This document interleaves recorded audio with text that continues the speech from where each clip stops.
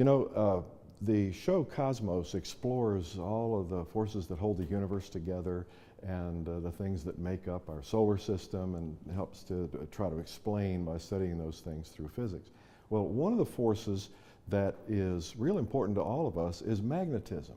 We're going to make that force visible. I have here a little thing that we use at the Science Museum. You're not likely to have this in your kitchen cabinet at home. It's a plastic closed container with iron filings in it, because iron and nickel are magnetic, but most other metals are not. You can't pick up aluminum, you can't pick up gold with a magnet.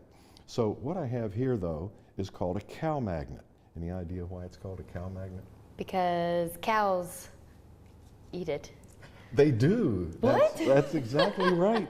They feed this to a cow in order to attract, if the cow has gotten a hold of anything that's magnetic, this will pass through the cow, the entire digestive system, and attract those metal things and come out the other end. I can't believe that was right. It's really true. The cow eats it. So, but it's very handy around here a clean because it's a nice, clean cow magnet.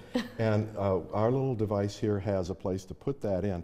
And now what I'm going to do is shake this to make those iron filings gather around the magnet, and you can you see the way that has come in? Definitely. It's just like the picture. It's just like the picture. It's heavily around the ends and then spreads out around the edges, and it's pretty cool. I'm going to hold up the white sign there, and so we can see it a little better. See it that way?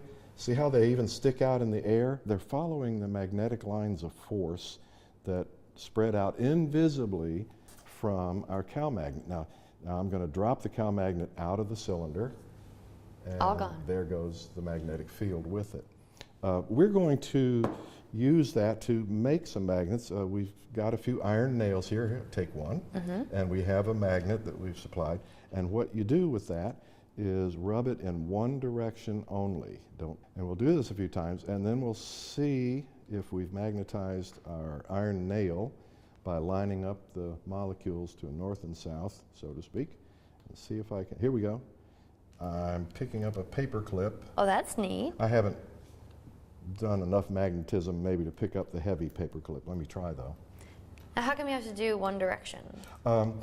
To magnetize, what you're doing is taking all those little molecules that make up the nail that are scrambled in different directions. They're pointing in different ways.